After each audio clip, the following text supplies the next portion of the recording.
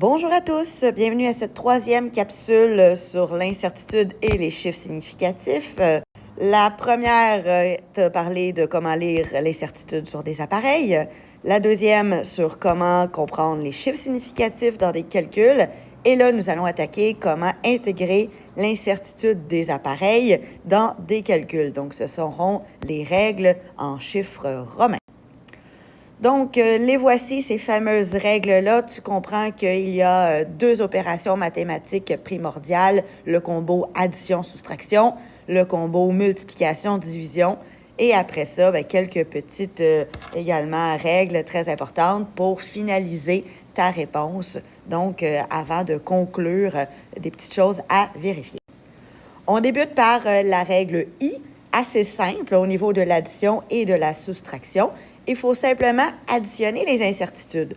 Donc, on comprend que quand on lit un appareil, puis on en lit un deuxième, eh bien, il y avait une incertitude sur le premier, mais il y en avait également une incertitude sur le deuxième appareil.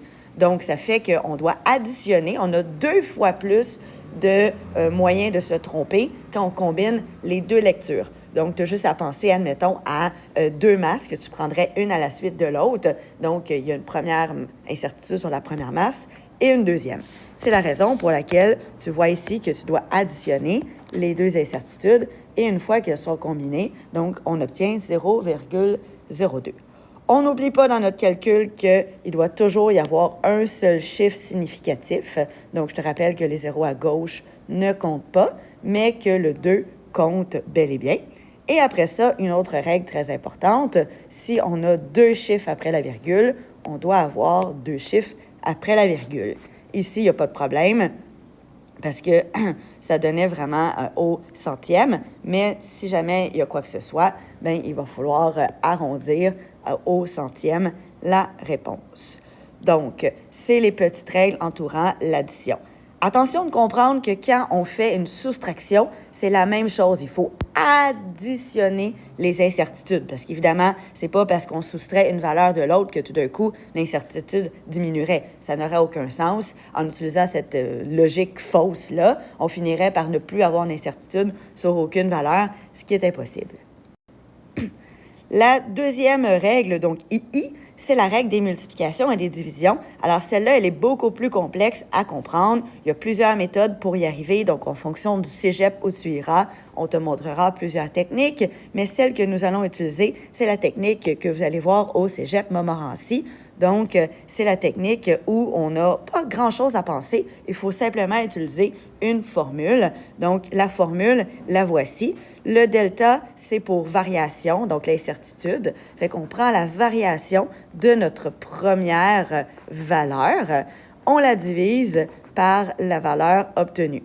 On additionne la même chose, donc l'incertitude du deuxième divisé par sa valeur.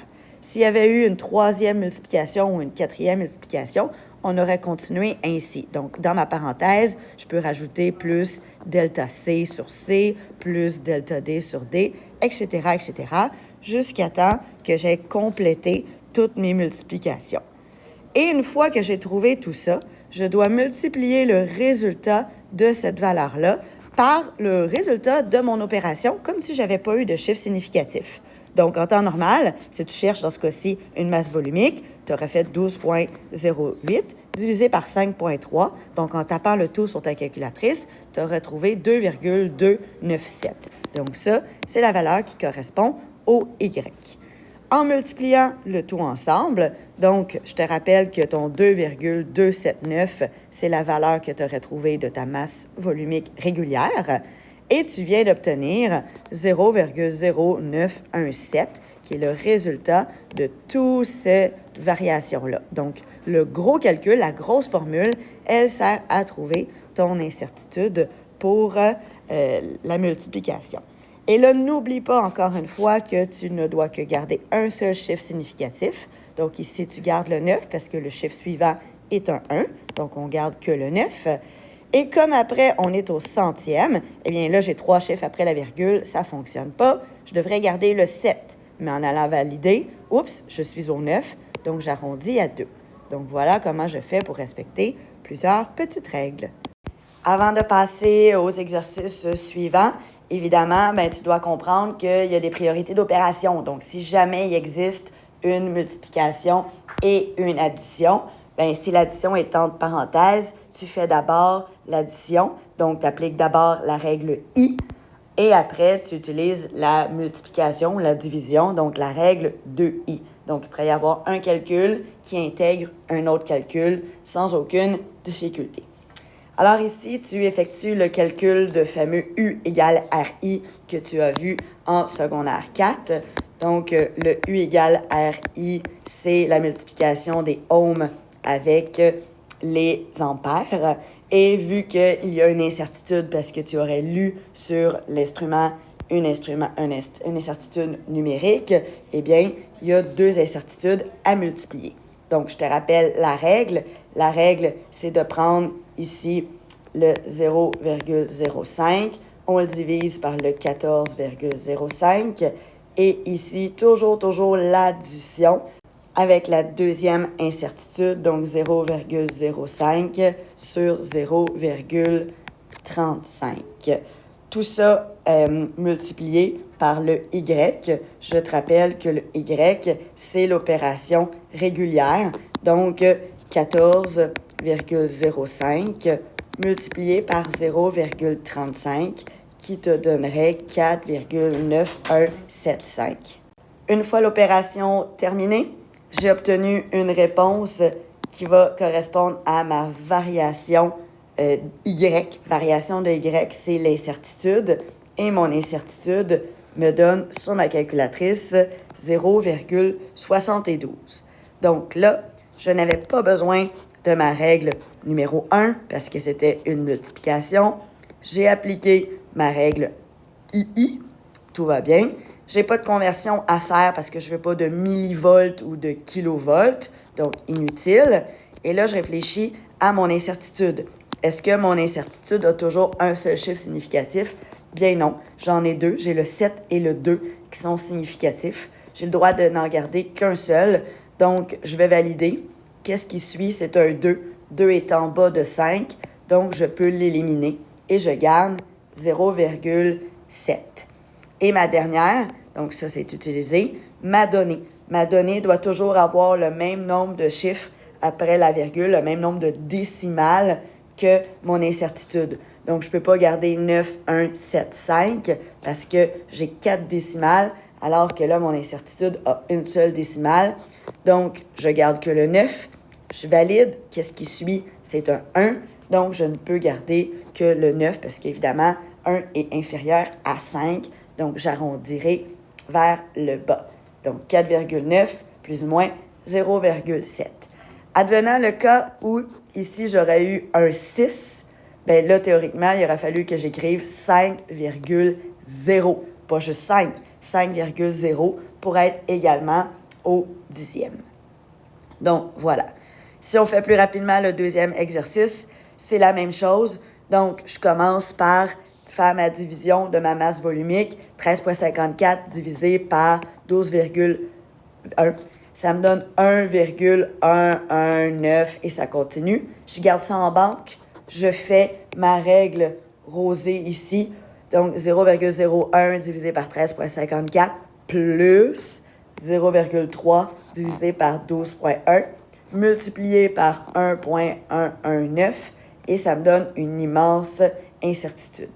Je n'ai pas besoin de conversion encore. Oups, d'ailleurs, ça me permet de constater qu'il y a une petite erreur dans le PowerPoint. Ce n'est pas des volts, mais des grammes par millilitre. Désolé. Et donc, après ça, ben, je confirme ma règle 4 et ma règle 5.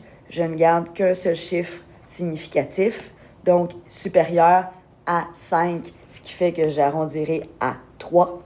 Et après, je ne me pose pas de question combien de chiffres après la virgule je garde. C'est au centième, donc je garde le deuxième. Le deuxième était 9, donc j'arrondis à la hausse.